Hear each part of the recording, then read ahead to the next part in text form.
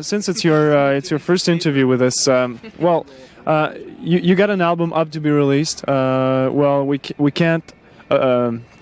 cannot not talk about that first major label deal. So tell me if So that's a double negative. no, because I mean I ask it so many times. I mean to so many bands that have been on independent labels before and then on major labels before that it sounds. I'm always wondering if it's redundant in some point. But anyway, I mean, what did... Do you like the B-52s? I love them. Do you like Blondie? Do you like Devo? Yeah. Do you like the Cars? I love them. Well, okay. Do you like the Plastic Ono Band live in Toronto? That was okay. I didn't hear the live album though. Yeah, that's how we got on the subject of the B-52s. Oh yeah. Oh, all those bands are on major labels too. Yeah, that's it. And the Ramones, and the Clash, and the Sex Pistols. The Sex Pistols.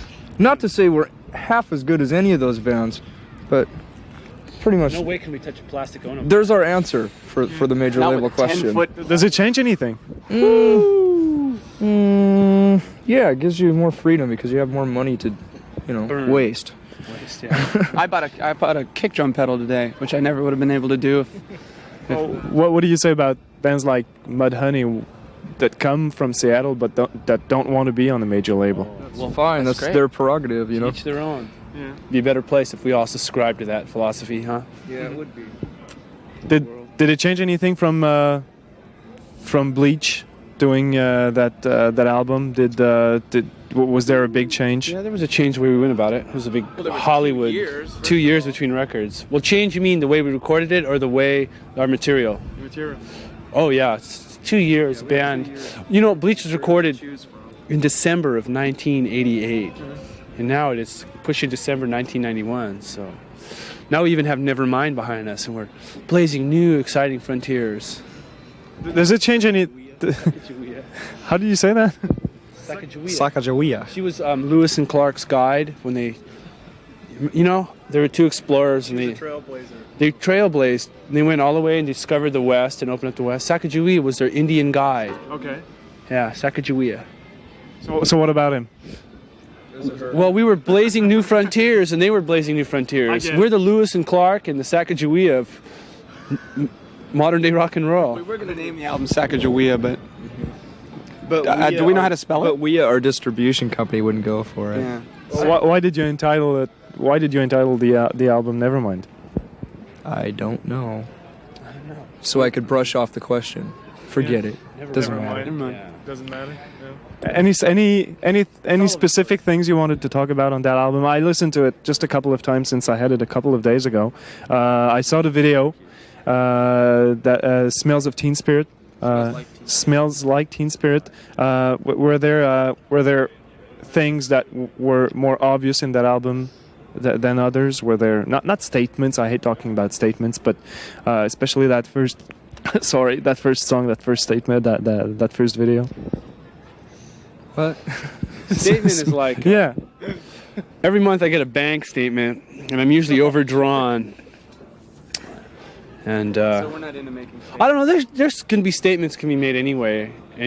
There's a lot to be said for subtleties. You know what I mean? So There's a lot if to you, be said for being cryptic also. Cryptic. Yeah, mysterious. so you can just like Because we just can't explain ourselves. We don't consciously think about our music, so we can't explain it. Therefore, interviews are worthless. Let's go. What do you think about interviews? It's a pretty What good do I think? magazine. It's really Did you hear big. my reaction when he asked me if I wanted to do one? Yeah. I said no. I said heck no. We were an interview magazine right next to Shonen Knife. And you know who was on the cover? Matt Dillon. Yeah, well, that's funny because I mean Cameron Crowe's doing it's funny you talk about Cameron Crowe's doing a movie with Matt Dillon in Seattle, and there are many musicians, Seattle musicians in that movie. Are you part of it at all? No part whatsoever. We opted not to delve in the I saw movie Cotton industry. Candy, directed by Ron Howard. It was about this rock and roll band. And what was the evil rock and roll band name? I don't know, was that the one with Leif Garrett in it? Oh, that's Leif another one. Garrett? Leif Garrett. I've seen all these rock and roll movies, and it's always, the star. There's either Leif Garrett in it or there's never been a really good documentary on rock and roll Except for bands. Spinal Tap was the Except only for Spinal rock Tap. movie worth watching. Oh, and Don't Look Back by Bob Dylan. That's true. Have you seen that? No. Very, very good. Oh, it's a good movie. It's old, made Very in good. 1964. Makes a fool out of Donovan. It's a rockumentary. So I mean, were you approached? Were you asked to be part of that movie at all? No. Anything. You know what I mean? Oh no, they did ask us. Really? Yeah, they asked John. Oh, I said no. I said no before even asking you guys. Oh. That's because I'm the leader of the band. You blew my chance, man. I'm gonna roll into Hollywood. I'm gonna have a star on Hollywood Boulevard, and I'm gonna have a big house with a swimming pool and all these cars, and I'm gonna get divorces and stuff. And I'm gonna have a big drug. Max Baer, Jethro on TV's Beverly Hillbillies. Tell me about that.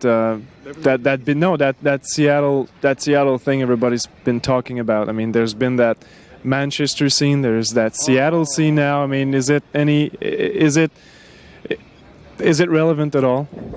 All scenes are relevant, but they all eventually phase into nothing, or they go away after Or they a while. eventually become a parody of themselves. Yeah, I mean, They eventually become People- a parody of themselves. people put too much emphasis on scenes. I mean, just because there happens to be a town with a few really good bands in it, I mean, big deal. It's happened all over the place, in Minneapolis and LA and New York, all over the place. So it's really no big deal. I don't understand this like community patriotism that everyone is boasting about in Seattle, because like they're claiming that they finally put Seattle on the map, but like, what map? Now the Who rents cares? are going up. Yeah, everyone's moving to Seattle. I mean, we had Jimi Hendrix. Heck, what more do we want? We went to his grave once, and there was a guitar picks and beer bottles all over it. And we went to Bruce Lee's grave at like 1:30 in the morning. It's really wild. It was like in the Chinese part of the cemetery. Punji sticks and nunchucks laying all over the place. We thought for sure there was these ninjas creeping behind these tombstones. We're like, whoa! But then again, the state of mind we were in at the time would be like, But Ninja Turtles. But do you feel that since everybody's been talking about Seattle, did you feel that it helped you in any ways getting that recording contract, or it has nothing to do with it? It might have, yeah. I suppose it did. We were in on And that we're whole- grateful for it, I guess. I mean, we were never seeking out a major label contract in the first place. It just happened. I don't know if it would have happened if we weren't on Sub Pop or not, but I don't know. It's just, we got a lot of press in Europe because of the Sub Pop scene. And it wasn't necessarily because John and Bruce were these mastermind guys, getting a lot of interviews, like using their talents to get interviews. I mean, they were in ways, but also a lot of the journalists over in Europe happened to like the band, sincerely like them, so they wrote about them. It wasn't as much of a hype as everyone thinks it was. But I mean, since the album is going to be released in a few weeks, are you doing that tour? I mean, are some parts of that tour being done without those people not knowing about the album? Or are you planning to go back in those cities? Or I mean, didn't you feel that it would have been a good thing to wait until the album was released? Yeah, it took about a week or two too early. So what can you? You've been complaining about that? Yeah. But I mean, how many gigs have you got on that tour? I don't know. I haven't even looked at the Well, itinerary. the album comes out on the 23rd. The album comes out next Tuesday. Today's 20. Yeah. Following it, today's kids will be 21st. buying it the day, practically right, the so day it's that we play in every city. Just barely becoming familiar with it. So, it would have been more wise to wait a little while. But Do you feel that radios may help you? Do you feel that the music might fit that mainstream thing everybody's talking about? I think Well- that people sort of get sucked into the single that we have out now with the melody of the song, and they don't realize it's so heavy because they're singing along to the song or whatever. But if you listen to it in the succession of songs, it's a lot heavier than most of the stuff that's on the radio. There's other bands like breaking into the like commercial radio and stuff, so we're not just kind of following in, the new wave gets thrown into the mainstream, and they try it again. Tell me about that Teen Spirit song. Since it's the first video, first single, I just watched the video. We received it yesterday. I loved it, but tell me if did you have anything to do in elaborating it, doing it? We thought of the whole idea. It's just our idea was to have a pep assembly scene that's gone bad. You know, that's gone bad. Anything you've experienced before? No, it's just more or less like a fantasy of ours for that to happen in high school while we're sitting at a pep assembly board off our skulls, you know. So after a while we resorted to skipping the pep assemblies, not going to them at all. But I don't know, it's just an idea.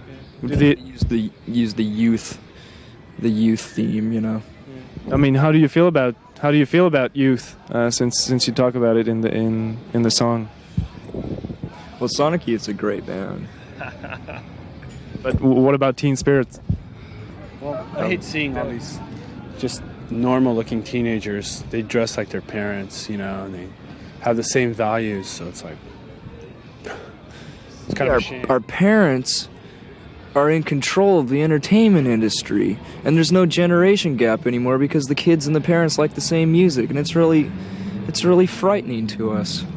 So maybe that's what we tried to incorporate into the video. How do you feel that the parents of the kids listening to your music will react?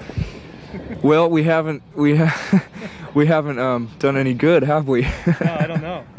No, I don't think we've done a damn dent in the generation gap at all. I'm really ashamed of that. Yeah. All we can do is hang our heads in shame. Really? Shame on you, Shane. Are you serious? Shane. Oh, that's a good movie. That's Batman. Oh, no, that was a Western movie. Yeah, but there was. We're avoiding the question. What were you saying?